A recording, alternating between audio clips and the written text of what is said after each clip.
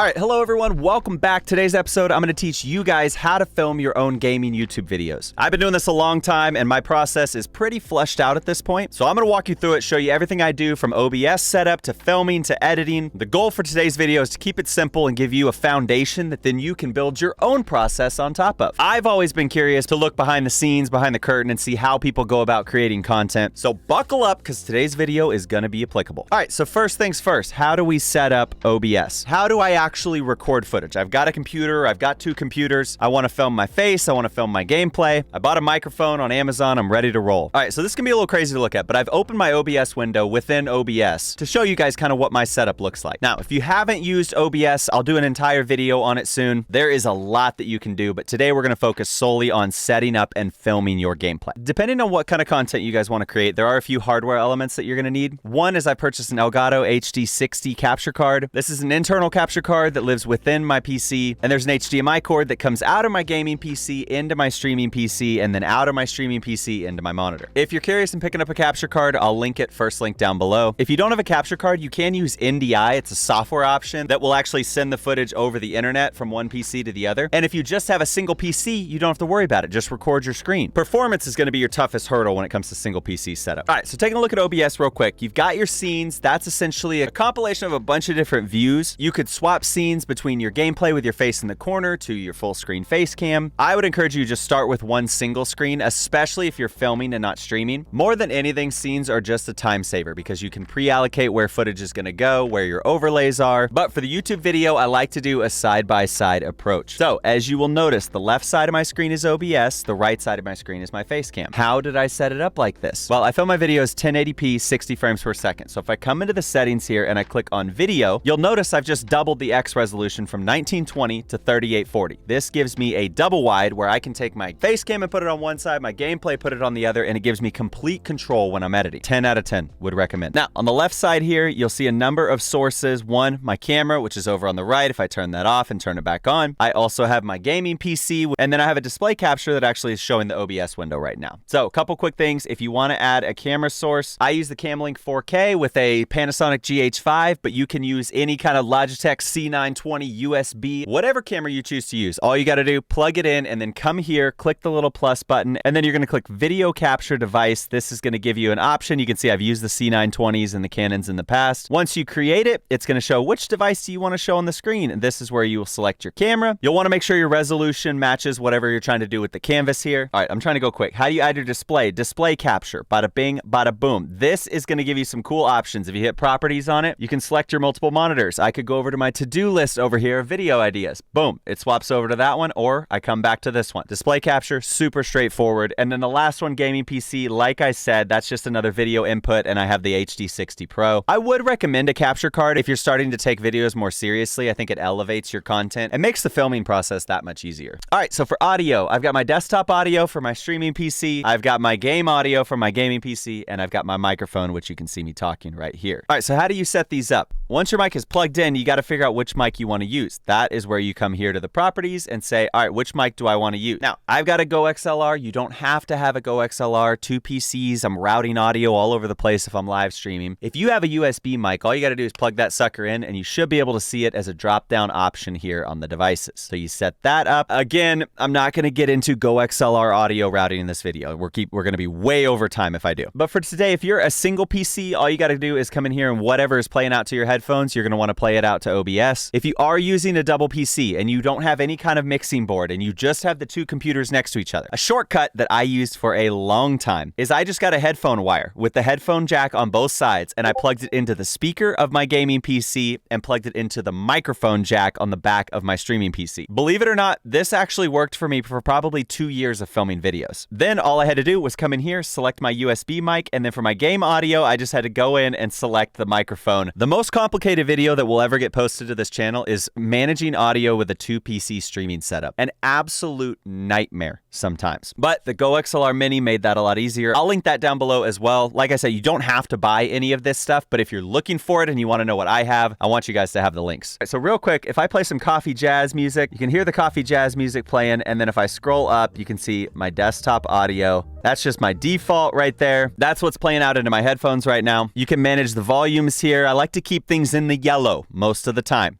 You guys can hear me, but I'm not absolutely busting out the numbers on the mic. All right, so the audio working great there. What else have I got for you? So start recording. This is pretty straightforward. This is the button where you start and stop. I also have a keyboard shortcut for it and a button on my Stream Deck. One thing I will say, the pro to having the side-by-side here, when you drop things into Premiere, you'll have multiple videos side-by-side. So you could put me up in the corner like this, or I could be full face cam, or it could be full gameplay. It gives you the complete control when you're filming a video. Holy cow, we're almost 15 minutes into filming. I'm gonna have to do multiple parts on this video. Today is just gonna be OBS setup. Actually getting into filming will be part 2. All right, so like I said, you got the side-by-side, you're ready to roll. That's gonna make things easier in Premiere. If you come to your settings, what you're gonna wanna do is go to output and change this output mode to advanced. This is gonna give you way more options. And if you click the recording tab, I can't change things because I'm currently recording, but I will tell you what I do and why. 1, I like to use MP4. I know it gives you this warning down here, it's unrecoverable. The big pro to using MP4 though is it gives me multiple audio tracks. When you're playing a game or you've got music going or you're talking into a microphone or Discord chat is coming in, 1, that's a reason for buying the Go XLR. It makes things so much easier where you can just route everything. But 2, you're gonna wanna put those on separate audio tracks. So for me, track 1 is everything. That's what's going out to my live streams when I go live. Track 2 is my voice. That's what you're hearing right here. And then track 3 is just the gameplay audio. So for me, all I want when I'm filming a YouTube video is my voice and the game that I'm playing. These are my encoder settings. I'm not gonna get into these unless you really are passionate about them. You may have some thoughts or feedback. This is what I normally film with. And as you can tell, I'm pretty clear. The gameplay is pretty clear. And this is what has worked best for me. I record with my bitrate, constant bitrate, so I'm not getting that variability within Premiere Pro. 10,000 kilobytes per second. And then I don't know much about the keyframe interval, but I've left that at 0. I go with slower, good quality and high quality tuning, single pass and high profile. Honestly, these mean very little to me. This is just from my research of watching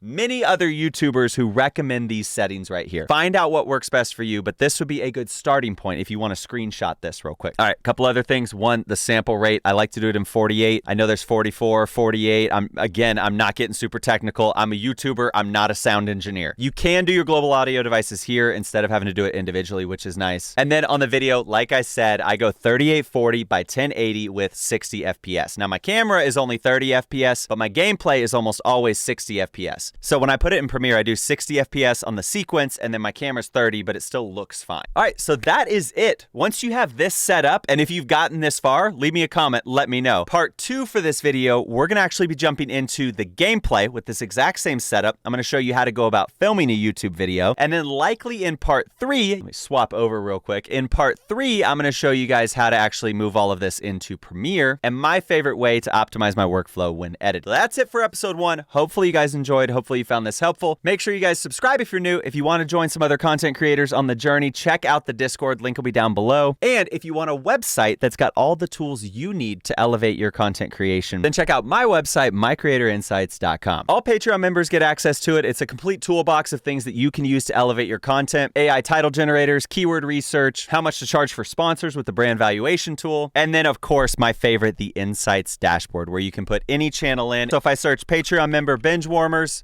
so proud of these guys. Absolutely elevating lately. You can see their daily subscribers. You can see their total channel views. You guys have been absolutely crushing it. So congratulations. Keep up the grind. And like I said, the Discord gives you an opportunity to connect with other community members like this. So check out the website. Definitely hop in the Discord. I know Binge Warmers is super active in there. And that's going to do it for part 1. Thank you guys for watching. I'll catch you in the next one. Peace.